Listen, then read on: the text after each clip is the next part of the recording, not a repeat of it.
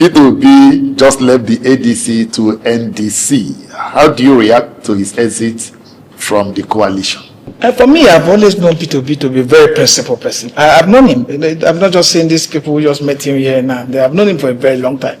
And on his way, the founder of the ADC is my very good friend, Chief Ameh Kn0cks. Very good friend. We've been friends for many years, and you see a lot of videos where he's standing by my side. And I didn't believe in the composition of the ADC, and I didn't believe in the ideas they represented, they are representing today. You see, for me, I've never gone to television station over the last 20 years and then say something and then attempt to walk it back after many years. You know, that's what most of the politicians today do. I try to want to maintain those principles. So when I met P2B, I asked him severally, I said, no, you can't join these people. You can't. He gave his reason why he needed to, be part of the process. And I said, look, there's not going to be free and fair processes for this whole ADC thing. There's already a gang up there. You can't go there. You are too principled, too disciplined to be part of this group. And he insisted that we're all going to ADC, and I refused to follow. And that's the only time I have not listened to him. And at the end of the day, he has seen that the things we said about the not meeting up with the respect that we have kept Nigeria in a very stable ground. I'm from Kogi State. I'm from the northern Nigeria. I'm not from southeast, south or southwest. I'm from Kogi State. So, and I believe that those things, those integrate balance, that foundation that we are laying, that power should be rotated between north and south, was a principle that I believe in, and I'm grateful that eventually he has seen what I've talked about, and then try to go back to where such principles are entrenched, like the NDC. So it is very important. Is it a coincidence that when he was leaving the ADC was also when you were announcing your resignation from the Labour Party? Yes, because I believe in him, and I think that I should leave the Labour Party since he's no longer coming back. At the time, I thought he could come back to the Labour Party, and since he's no longer coming back and he's going somewhere else, and I know that it's necessary for me to continue to act as the people who have been speaking on his, who has been speaking about our knowledge of his person, of his credibility, of his being a very responsible person, and a figure that will unite our country. That I should keep that, and keep that promise. And that's why I resigned from the Labour Party about 24 hours ago, to be able to push a new vision for this country. And I believe Obi is the best person to carry out that vision to reality, because we've tried a lot of things. Nigerians are not just tired. They've tried tribe, they've tried religion, they've tried region, they've done every other thing. It doesn't work. As long as you keep on bringing people based on the fact that it's my tribal person, is somebody that I know, somebody that is my language, is my religion, then Nigeria will never get it right. We're going to make that mistakes. What Obi has done is that, both in private life, Obi has excelled. Before he got into politics, if there's a way somebody can be in government without being a politician, Obi would have taken that route. There's no that route than to be a politician, because he's somebody who embodies sense of sincerity and discipline. And that level of discipline is what we need for our financial management of our economy, our finances, our physical responsibility. That is the kind of thing we need right now. We can't just be saying things that are not true in order to disparage a man who have put himself in service. Like, nobody would have been able to do what Obi have done since his election was taken from him in 2023. He has remained the center of discussion. That's why they are worried. That's why they are agitated. He has remained the focal point for our political national discourse. Nobody can change that. For 2023, there's no day you can talk. People go to TV station. The other Southerners who are contesting for the presidency, why are they not talking about it? Why are they talking about Obi? They know he's the one that has the momentum, the enthusiasm by young and old people to be able to follow. It's not, look, people came up with Muslim ticket.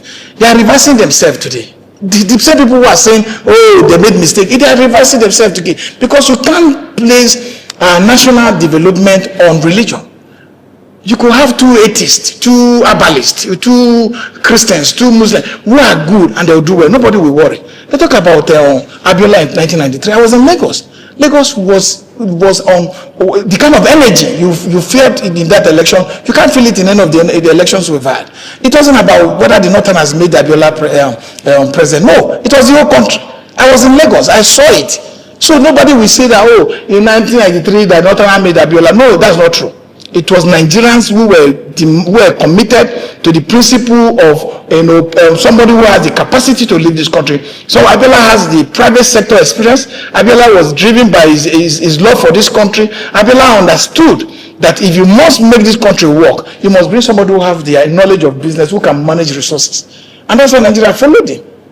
Today, Obi have done 3 times whatever Obi have done. He has been generous to the North. He has invested in the education in the North. He has invested in young people in the North. And that should be respected. Obi is not a politician that does things for clout. If he's that kind of large politician, you would have seen him everywhere, and then you would have seen some things that would have not been able to give him that public acceptance that he has today. So let's not go about looking for something to talk about Peter Obi, or that everybody in their private inner cycle have accepted that this man has the capacity, the credibility, and the knowledge to pilot the affairs of this country. Former spokesperson of the Labour Party, Kenneth Okonkwo, said that Obi is being economical with the reasons why he left the ADC, as against all the things he gave. As a matter of fact, he summarized by saying that Obi has a morbid fear of contesting primaries. How do you react to this? You see, people have talked about maintaining, being consistent in what you say. At one time, Kenneth said Obi was the best. At one time, he said Atiku had criminal past and used money to buy primaries. And another time, he's back to Atiku. I've never done such life. I've always been consistent. If I'm supporting Obi, I support. If I'm not supporting, you will never hear that I supported the person, or I go back to talk about the people. I don't bring leaders to TV to talk about them. What I do is principle. And I think that Kenneth is not right, and maybe does not have the information, because he recently joined politics, and he was able to be appointed as one of the spokesmen, and that's what gave him the limelight, the popularity that he has today. So, but for some of us who will be here, I know the primaries that brought to be up in Abga was widely was strongly contested. It was even done by option A4. Obi won. So I do not want to mention the person who contributed to the renting of offices across Anambra at the time was my friend, still remain my friend and ally, Chief Rav Okenwosu. He knows. I know his contribution to Abga, but eventually Obi won, and we should accept that Obi contested primaries and won. And we should not be looking at, why did Obi leave PDP? The same reason people are complaining today that PDP is dying. It was because Obi was based on principle. Obi said, no, it is the son of the South. You must zone it. So he said, if you are not zoning, I'm leaving. That's why I left, to talk about turn. And when it's the turn of the North, Obi will stand by the North. That is the turn of the North. And he did it in 2019 by standing with Atiku. People talk Obi, Atiku appointed Obi. All the vice presidential candidates that Atiku have abandoned. Go and look at the vote Atiku got in the election. And look at what he got when he contested with Obi. You look at it, you must follow data. Data is very critical in analyzing our national politics. Look at, he got more votes running with Obi than he got with any presidential candidate, any vice presidential candidate. And they are trying to look as if the primaries in Port Harcourt, that Obi did not play a part in trying to make Atiku candidate. People just continue to hide behind one finger and tell all kind of narratives so that people will think they're not seeing them. Kenneth Okonkwo should come to the reality that Obi is fighting for the northern slot, and that when this time for northern slot ends, southern slot ends, and the son of the North, Obi will stand by the North. And Kenneth should accept that the fact that Obi still remains the most credible candidate is because of his character, his competence, and his ability to accommodate all. Because if you look at from the Presidential Campaign Council, those who worked for him, even Kenneth had the best position at the time. Today, Atiku is cutting him. They didn't cut him in 2023. They didn't cut him in 2019. They are cutting him now. Because he has become a material that was modeled, that was given opportunity to fly by Peter Obi. But you can argue that Peter Obi did not make him per se. Look, let me tell you, Kenneth was a popular actor. You give that to him. He was very good. I used to watch him as a very younger person. But in politics, his acting days, this young generation cannot remember. They can't remember. It was the popularity of being spokesman that brought the people who were born in 2000, who were born in 2001, people were born in 1997. You remember that there was somebody. Most people can't remember his acting days. Those young, older people like us could. You can, but young people didn't. They couldn't relate with it. So I don't think that we should go about. I think what Kenneth should do, and others like Dele Momodu, who is on rampage, talking about Peter Obi everywhere, is to sell their candidate. They have a responsibility to talk about what their candidate stands for. And Nigerians are seeing that their over-concentration of opinion on Peter Obi as something as if they are scared, as if they are in panic mood that Obi is the answer to the 2027 election as it was in the 2023. They are in panic mode because if I have a product in the market to sell, I should be concentrating the airtime I have in trying to diminish the product of my competitors. Because at the end of the day, what you put more in the public is what the people see. So they'll continue to see you. Because in journalism, in fact, in politics, there's nothing as bad publicity. That's why you can see controversial politicians are popular than those who are straightforward. Because they can say today and then say another thing tomorrow. They are very popular. They are very popular. But if you put them on the table with Nigerians to discuss about their content, their credibility and integrity, Nigerians will reject them. But they are popular. Popularity does not mean integrity. It doesn't mean competence. It doesn't mean their acceptability. So they keep on discussing about Obi because they know that Obi leaving ADC has weakened the chances of ADC by over 60% and has created opportunity for the NDC to become the new bride of the Nigerian people. Because Obi has the enthusiasm behind him, he has the momentum of the people, he has the excitement of the people, and he has the trust of the people. Because how can you tell me now who left governor since 2000 and for over the last 10 years? They can't find anything to arrest him on. They have investigated him and turned him upside down. They are collecting his property in Lagos. He's not fighting. He's going through the law, whether people believe in law or not, to be always believe in the law. They are doing all sorts of things to try to undermine him. You don't see him shouting. You don't see him insulting Atiku. You don't see him insulting anybody who Bola Ahmed Tinubu that is contesting against. Obi has always been about the issues. Where is our money? Where is the money generated? Where are you spending it? What is happening with the contract awarded? Why are you not paying local contractors? Why are people suffering? Why is the cost of living so high? Why is out of the pocket expenses for civil servants? Why has it become something that they cannot survive with? These are the issues. These are how politics should be played. And they don't want to learn. They want to come to talk about thinking that by telling lies, they will be able to reduce Obi. No, people are already convinced. People are already buried their interest that Nigeria must work for the good of our people. That's why you can see a candidate like Obi, they should test their popularity now. Candidate like Obi can go to a party, there is no councillor, local government chairman, no governor, no president. And they end up coming up with 6-something million votes after the several deductions. Because people tell me that, oh, you said the result was stolen. I say it was stolen. I still believe it today. Because it was announced legally does not mean it was the truth. Because they are report from Premium Times, they are report from BBC, then you can verify and see what happened in Rivers State, another state like Lagos. So clearly, even if you now say you are going to an election, and say Obi has 6.1 million votes, because you have stolen some of those votes, you will panic more, because you know those people that you have stolen their vote are still going to repeat that same vote.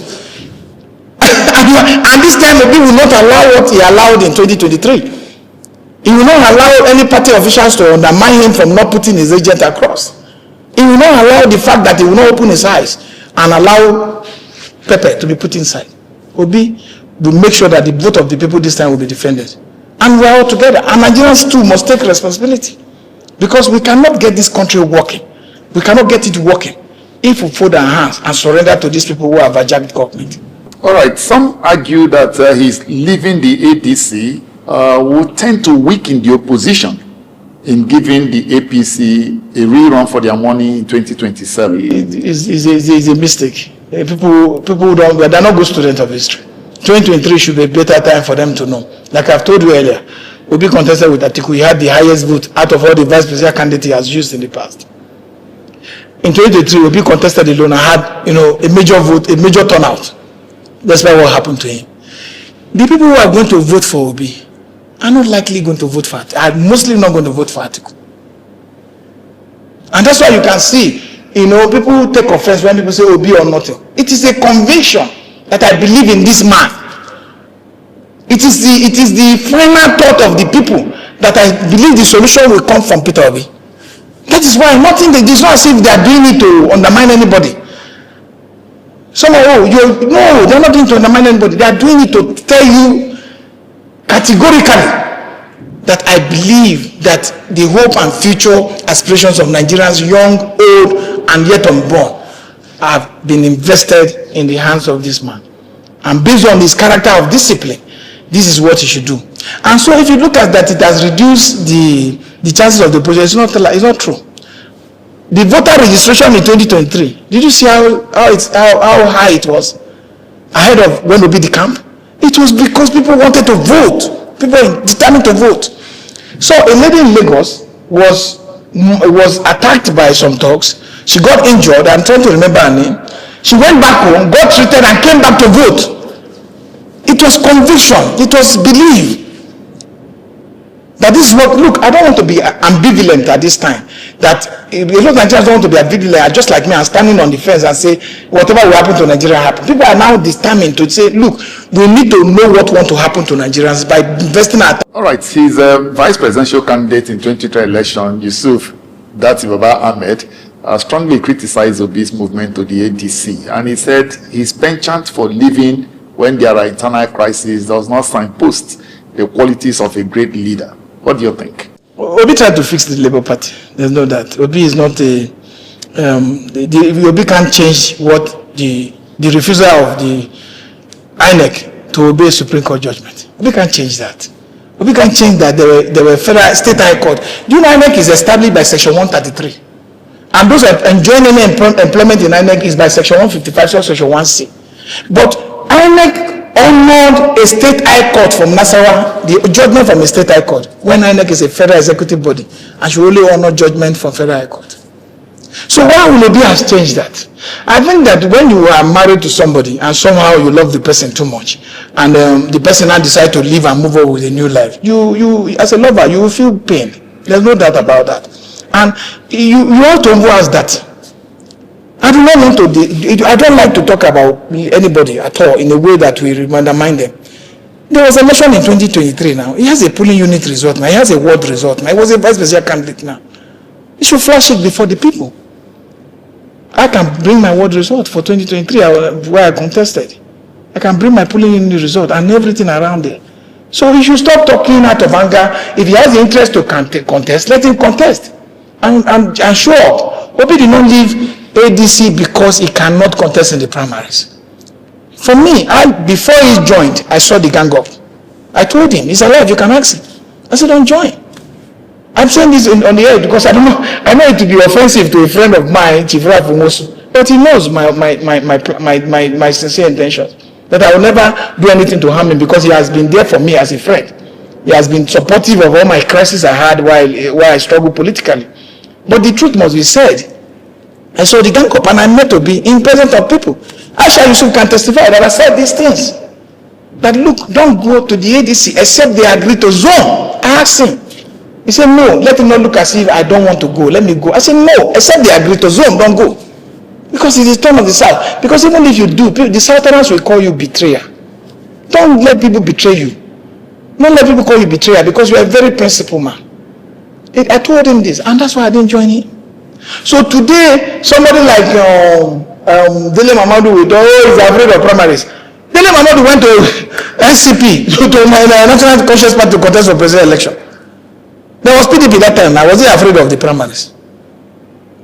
There was other parties. So political party membership is the fact that it's drawn in Section 40, that you belong to a party that protects your interest. This is what the Constitution said, interest. It is not us that created, it is in the Constitution that interest matters. So when people talk without doing proper investigation or evaluating the decision, or they speak from the side of their own selfishness to say, oh, Atiku must be the candidate. Atiku has been candidate before. They keep on telling you it's only Atiku that can win, Atiku that can win. Atiku didn't win. They've always said this every time he was presented as candidate. He has not won. So let's try somebody now that is a new kid on the block that people have interest in. Go to communities, go and do voice properly. You know that the voice of the people is the voice of God. That people have decided to commit their resources, their time and energy to seeing that a reality occurs.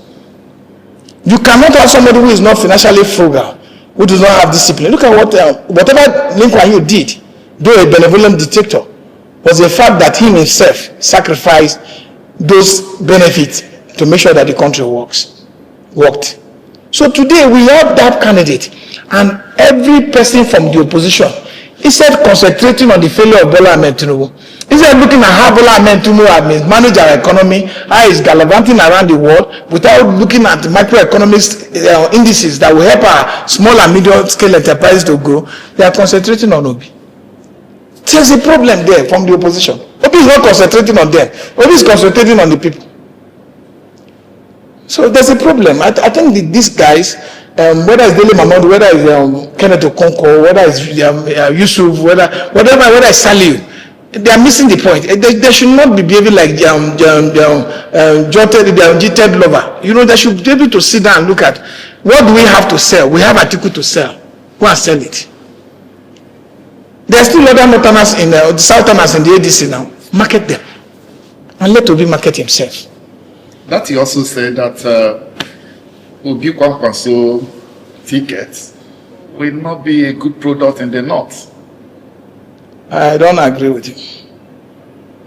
I don't agree with him. But Kwankwaso have shown some level of resilience. I don't believe that Kwankwaso should have been announced as a vice presidential potential until Obi emerge as candidate. I don't believe that. But you can't just write Kwankwaso off and compare Kwankwaso, potential with that of Datti. You understand? Kwankwaso have lost election in Kano, came back with the same candidate and won the same election without government, despite the suppression, the attacks, the use of state power against that election. He still won and brought people into House of Reps, Senate, and co. The same Obi did that times 10, raised to power 10, but then Kwankwaso did his own. And Kwankwaso is not somebody you can just write off. He's an outside man. He's from the north. So he has his own trademark cut out for him, and he's respected amongst the Talakawas, the poor people. They respect him a lot. The kind of scholarship he has given, the kind of things he has done to help the downtrodden, trying to look at the Amonikalu idea of politics. I think he's a good candidate. But like I said, I do not believe that he should have been announced as a vice presidential candidate until a primary is conducted, so that it won't look as if somebody was already chosen even before the match started.